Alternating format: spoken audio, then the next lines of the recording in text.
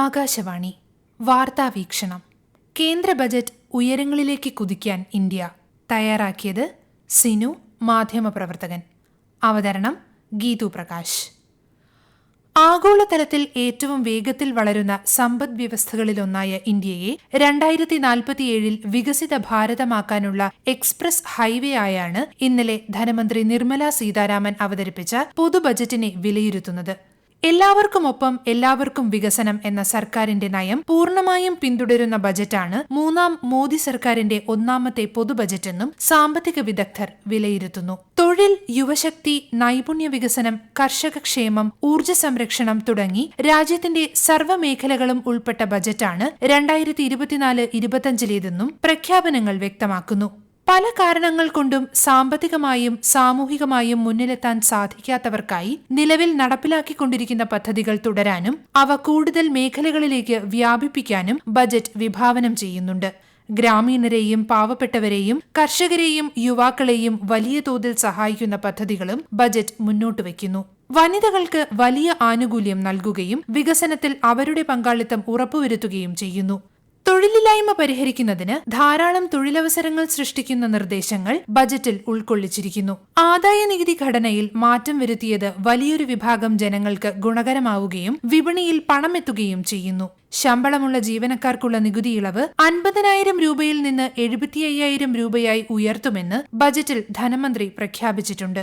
കൂടാതെ പെൻഷൻകാർക്കുള്ള കുടുംബ പെൻഷന്റെ കിഴിവ് പുതിയ നികുതി വ്യവസ്ഥയ്ക്ക് കീഴിൽ 15,000 രൂപയിൽ നിന്ന് 25,000 രൂപയായി ഉയർത്താനും നിർദ്ദേശിച്ചു.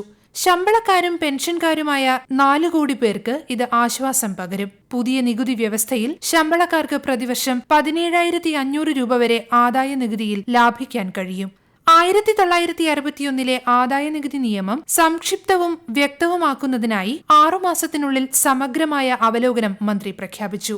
ബജറ്റിൽ നികുതി ഇളവ് പ്രഖ്യാപിച്ചതിനാൽ സ്വർണം, വെള്ളി, പ്ലാറ്റിനം, ലെതർ ഉൽപ്പന്നങ്ങൾ, തുണിത്തരങ്ങൾ, മൊബൈൽ ഫോൺ, ചാർജർ എന്നിവയുടെ വില കുറയും. മൊബൈൽ ഫോൺ, ചാർജർ, സ്വർണം, വെള്ളി എന്നിവയുടെ ഡ്യൂട്ടി കുറച്ചു. സ്വർണത്തിന്റെയും വെള്ളിയുടെയും കസ്റ്റംസ് തീരുവ 6%, പ്ലാറ്റിനത്തിന് 6.5% കുറയുക. ക്യാൻസർ രോഗത്തിനുള്ള 3 മരുന്നുകളുടെ കസ്റ്റംസ് ഡ്യൂട്ടിയും ബജറ്റിൽ ഒഴിവാക്കിയിട്ടുണ്ട്. അമോണിയം നൈട്രേറ്റിനും എക്സ്റേ ട്യൂബിനും വില കുറയും. സമുദ്രോത്പന്നങ്ങളുടെ കയറ്റുമതി വർദ്ധിപ്പിക്കാനായി നികുതി ഇളവും ബജറ്റിൽ പ്രഖ്യാപിച്ചിട്ടുണ്ട്. ചെമ്മീൻ തീറ്റ ഉൾപ്പെടെ 3 ഉൽപ്പന്നങ്ങൾക്ക് വില കുറയും. കാരുണ്യ പ്രവർത്തനങ്ങൾക്കായുള്ള ധനവിനിമയത്തെ നികുതിയിൽ നിന്ന് ഒഴിവാക്കണമെന്നും ധനമന്ത്രി ബജറ്റ് അവതരണ വേളയിൽ പറഞ്ഞു. പ്ലാസ്റ്റിക്കിന്റെ കസ്റ്റംസ് ഡ്യൂട്ടി വർദ്ധിപ്പിക്കുന്നതോടെ പ്ലാസ്റ്റിക് ഉൽപ്പന്നങ്ങളുടെ വില കൂട്ടും. PVC, ഫ്ലെക്സ് ബാനറുകൾക്ക് 10% മുതൽ 25% വരെ കസ്റ്റംസ് ഡ്യൂട്ടി വർദ്ധിപ്പിച്ചതിനാൽ വില കൂടും. നൈപുണ്യ വികസനവും തൊഴിൽ ലഭ്യതയും ലക്ഷ്യം വെച്ചുകൊണ്ടുള്ള നിരവധി പ്രഖ്യാപനങ്ങളാണ് ഇത്തവണത്തെ ബജറ്റിലുണ്ടായത്. 5 വർഷ കാലയളവിൽ 4.1 കോടി യുവാക്കൾക്ക് തൊഴിൽ, വൈദഗ്ധ്യം, മറ്റ് അവസരങ്ങൾ എന്നിവ സുഗമമാക്കുന്ന പ്രധാനമന്ത്രിയുടെ പാക്കേജും ബജറ്റിൽ പ്രഖ്യാപിച്ചു. ഈ വർഷം വിദ്യാഭ്യാസം, തൊഴിൽ, വൈദഗ്ധ്യം എന്നിവയ്ക്കായി 1.48 ലക്ഷം കോടി രൂപ വകയിരുത്തിയിട്ടുണ്ട്. പ്രധാനമന്ത്രിയുടെ പാക്കേജിന്റെ ഭാഗമായി തൊഴിൽ ബന്ധിത ആനുകൂല്യത്തിനായി ഗവൺമെന്റ് 5 പദ്ധതികൾ നടപ്പിലാക്കുമെന്നും ധനമന്ത്രി പറഞ്ഞു. ആദ്യമായി തൊഴിൽ മേഖലയിൽ പ്രവേശിക്കുന്നവർക്കുള്ള 1-ാം പദ്ധതി. 2 വർഷത്തിനുള്ളിൽ 2.1 കോടി യുവാക്കൾക്ക് പ്രയോജനം ലഭിക്കുമെന്ന് പ്രതീക്ഷിക്കുന്ന ഈ പദ്ധതി എല്ലാ ഔപചാരിക മേഖലകളിലും പുതുതായി ജോലിയിൽ പ്രവേശിക്കുന്ന എല്ലാ വ്യക്തികൾക്കും 1 മാസത്തെ വേതനം നൽകും. നിർമ്മാണ മേഖലയിൽ തൊഴിലവസരങ്ങൾ സൃഷ്ടിക്കലാണ് മറ്റൊന്ന്. തൊഴിലുടമകൾക്കുള്ള പിന്തുണ പദ്ധതിയാണ് 3. എല്ലാ മേഖലകളിലെയും പ്രതിമാസം 1 ലക്ഷം രൂപ ശമ്പളത്തിനുള്ളിൽ എല്ലാ അധിക തൊഴിലുകളും പരിഷ്കരിക്കും. ഈ വിഭാഗത്തിന് കീഴിലുള്ള പുതിയ ജീവനക്കാർ EPFOയിൽ പുതിയതായി പ്രവേശിക്കേണ്ടതില്ല. അധികമായുള്ള ഓരോ ജീവനക്കാരന്റെയും EPFO വിഹിതത്തിലേക്ക് ഗവൺമെന്റ് 2 വർഷത്തേക്ക് തൊഴിലുടമകൾക്ക് പ്രതിമാസം 3,000 രൂപ വരെ തിരികെ നൽകും. പദ്ധതി 50 ലക്ഷം പേർക്ക് അധിക തൊഴിലവസരങ്ങൾ നൽകുമെന്ന് പ്രതീക്ഷിക്കുന്നു.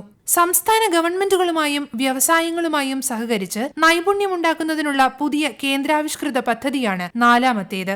5 വർഷത്തിനുള്ളിൽ 1 കോടി യുവാക്കൾക്ക് 500 മികച്ച കമ്പനികളിൽ ഇന്റേൺഷിപ്പ് അവസരങ്ങൾ നൽകുന്നതിനുള്ള സമഗ്രമായ പദ്ധതിയാണ് 5. 80 കോടി ആളുകൾക്ക് ഗുണം ലഭിക്കുന്ന കേന്ദ്ര ഭക്ഷ്യധാന്യ പദ്ധതിയായ പ്രധാനമന്ത്രി ഗരീബ് കല്യാൺ യോജന 5 വർഷത്തേക്ക് കൂടി നീട്ടി. പ്രധാനമന്ത്രി ആവാസ് യോജനയിലൂടെ 3 കോടി വീടുകളും അധികമായി നിർമ്മിക്കും. 2015 ആദ്യ മോദി സർക്കാർ ആരംഭിച്ച മുദ്രാ ലോൺ പദ്ധതി 10 നിന്ന് 20 ലക്ഷമാക്കി ഉയർത്തി. MSMEകൾക്ക് ഈടും ഗ്യാരണ്ടിയുമില്ലാതെ യന്ത്രങ്ങളും ഉപകരണങ്ങളും വാങ്ങുന്നതിനും ടേം ലോണുകൾ സുഗമമാക്കുന്നതിനും പുതിയ പദ്ധതി അവതരിപ്പിച്ചിട്ടുണ്ട്. ഭാരതത്തിന്റെ സമ്പദ് വ്യവസ്ഥയുടെ അടിസ്ഥാനമായ കാർഷിക മേഖലയ്ക്ക് ബജറ്റിൽ നൽകിയത് മുന്തിയ പ്രാധാന്യമാണ്. നടപ്പ് സാമ്പത്തിക വർഷം 1.52 ലക്ഷം കോടി രൂപയാണ് മേഖലയ്ക്കായി മാറ്റിവെച്ചിരിക്കുന്നത്. ജൻസമർത്ഥ് കിസാൻ ക്രെഡിറ്റ് കാർഡ് കൂടുതൽ സംസ്ഥാനങ്ങളിലേക്ക് വ്യാപിപ്പിച്ചത് കർഷകർക്ക് നേട്ടമാകും. 2024-25 സാമ്പത്തിക വർഷത്തിലേക്കുള്ള ബജറ്റിൽ കേന്ദ്ര ആരോഗ്യ മന്ത്രാലയത്തിന് അനുവദിച്ചത് 90,958.63 കോടി രൂപയാണ്. ഇത് കഴിഞ്ഞ 2023-24 സാമ്പത്തിക വർഷത്തിൽ അനുവദിച്ച 80,517.62 കോടിയേക്കാളും 12.96% അധികമാണ്. ക്യാൻസർ ചികിത്സയ്ക്കുള്ള മരുന്നുകളായ ട്രാസ്റ്റോസുമാബ് ഡെറക്സ്റ്റിക്കാൻ, ഒസിമെർട്ടിനിബ്, ദുർവാലിമാബ് എന്നിവയ്ക്ക് കസ്റ്റംസ് തീരുവ ഇളവുകളും സർക്കാർ പ്രഖ്യാപിച്ചിട്ടുണ്ട്. രാജ്യത്തിന്റെ പ്രതിരോധ മേഖലയെ ശക്തിപ്പെടുത്തുന്നതിനായി ബജറ്റിൽ വമ്പൻ പ്രഖ്യാപനം. 2024-25 സാമ്പത്തിക വർഷത്തിൽ പ്രതിരോധ മേഖലയ്ക്കായി 6,21,940 കോടി രൂപ വകയിരുത്തി. മൊത്തം ബജറ്റിന്റെ 12.9%. സാമ്പത്തിക വികസനത്തിൽ സ്ത്രീകളുടെ പങ്ക് വർദ്ധിപ്പിക്കുന്നതിനുള്ള ഗവൺമെന്റിന്റെ പ്രതിബദ്ധതയും കേന്ദ്ര ബജറ്റ് വ്യക്തമാക്കുന്നു. സ്ത്രീകൾക്കും പെൺകുട്ടികൾക്കും പ്രയോജനപ്പെടുത്തുന്ന പദ്ധതികൾക്കായി 3 ലക്ഷം കോടി രൂപയിലധികം അനുവദിക്കും. എല്ലാവർക്കുമായി വിപുലമായ അവസരങ്ങൾ സൃഷ്ടിക്കുന്നതിനായി 9 മുൻഗണനകളിൽ ഒന്നായി മാനവ വിഭവശേഷി വികസനവും സാമൂഹിക നീതിയും ഉൾപ്പെടുത്തിയിട്ടുണ്ട്. കൃഷിയിൽ ഉൽപാദനക്ഷമതയും പ്രതിരോധശേഷിയും സൃഷ്ടിക്കൽ, തൊഴിലും നൈപുണ്യ വികസനവും, സമഗ്ര മനുഷ്യ വിഭവശേഷി വികസനവും, സാമൂഹിക നീതിയും, ഉൽപാദനവും സേവനങ്ങളും, നഗരവികസനം, ഊർജ്ജ സുരക്ഷ, അടിസ്ഥാന സൗകര്യം, നൂതനാശയം, ഗവേഷണ വികസന പ്രവർത്തനങ്ങൾ, അടുത്ത തലമുറ പരിഷ്കാരങ്ങൾ എന്നിവയാണിവ. ഇടക്കാല ബജറ്റിലെ പ്രഖ്യാപനമായ പുരപ്പുറ സൗരോർജ്ജ പ്ലാന്റുകൾ സ്ഥാപിക്കുന്ന പ്രധാനമന്ത്രി സൂര്യഘർ മുഫ്ത് ബിജ്ലി യോജന കൂടുതൽ പ്രോത്സാഹിപ്പിക്കുമെന്നും ധനമന്ത്രി പറഞ്ഞു. ചന്ദ്രയാൻ 3ന്റെ വിജയത്തോടെ ലോകം ഏറെ പ്രതീക്ഷയോടെ ഉറ്റുനോക്കിയ ഇന്ത്യൻ ബഹിരാകാശ മേഖലയ്ക്ക് ബജറ്റിൽ 1000 കോടി രൂപ പ്രഖ്യാപിച്ചു. രാജ്യത്ത് 12 വ്യവസായ പാർക്കുകൾ കൂടി ഉടൻ യാഥാർത്ഥ്യമാക്കും. പ്രളയത്താലും മറ്റ് പ്രകൃതിക്ഷോഭത്താലും ദുരിതമനുഭവിക്കുന്ന ബീഹാർ, ഹിമാചൽ പ്രദേശ്, അസം, ഉത്തരാഖണ്ഡ്, സിക്കിം എന്നീ സംസ്ഥാനങ്ങൾക്കും ബജറ്റിൽ ധനസഹായം പ്രഖ്യാപിച്ചു. ആന്ധ്രയുടെ തലസ്ഥാനമായി അമരാവതിയെ രൂപപ്പെടുത്തുന്നതിനു വേണ്ടി 15,000 കോടി രൂപയാണ് പ്രഖ്യാപിച്ചത്. ബീഹാറിൽ 2 പുതിയ എക്സ്പ്രസ് വേകൾ, ഗംഗാനദിയിൽ 2 പുതിയ പാലങ്ങൾ, പുതിയ വിമാനത്താവളങ്ങൾ എന്നിവ നിർമ്മിക്കും. 2024-25 കേന്ദ്ര ബജറ്റിൽ റെയിൽവേക്കും മികച്ച പരിഗണനയുണ്ട്. റെയിൽവേക്ക് മാത്രം 2.62 ലക്ഷം കോടി രൂപയുടെ വിഹിതമാണ് അനുവദിച്ചത്. ബജറ്റ് പ്രഖ്യാപനത്തിന് പിന്നാലെ ഓഹരി വിപണിയിൽ ഇടിവ് ദൃശ്യമായതും സ്വർണ്ണവില കുറഞ്ഞതും ശ്രദ്ധേയമായി. വിവിധ ഓഹരി ഇടപാടുകളിൽ നികുതി വർദ്ധിപ്പിച്ച നടപടി വിപണിയിൽ നിരാശയായി.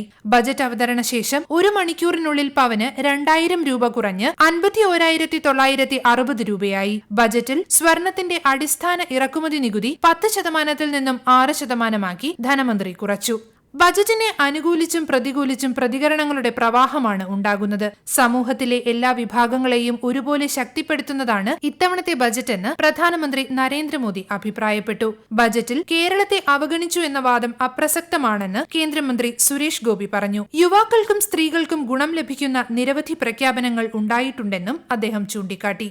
കേന്ദ്രത്തിൽ നിന്നുള്ള ഈ പിന്തുണ ആന്ധ്രാപ്രദേശിന്റെ പുനർനിർമ്മാണത്തിന് ഏറെ സഹായകമാകുമെന്ന് ആന്ധ്രാപ്രദേശ് മുഖ്യമന്ത്രി ചന്ദ്രബാബു നായിഡു പറഞ്ഞു. കേന്ദ്ര സർക്കാർ പിന്തുടരേണ്ട ഫെഡറലിസത്തിന്റെയും നീതിയുടെയും തത്വങ്ങൾക്ക് വിരുദ്ധമാണ് ബജറ്റെന്ന് കോൺഗ്രസ് ആരോപിച്ചു. കേരളം ഉൾപ്പെടെയുള്ള ബഹുഭൂരിപക്ഷം സംസ്ഥാനങ്ങളെയും ബജറ്റിൽ അവഗണിച്ചതായി മുഖ്യമന്ത്രി പിണറായി വിജയൻ പറഞ്ഞു. 24,000 കോടിയുടെ പ്രത്യേക പാക്കേജ് എന്ന കേരളത്തിന്റെ ആവശ്യം അവഗണിച്ചതായി ധനമന്ത്രി KN ബാലഗോപാലിന്റെ പ്രതികരണം.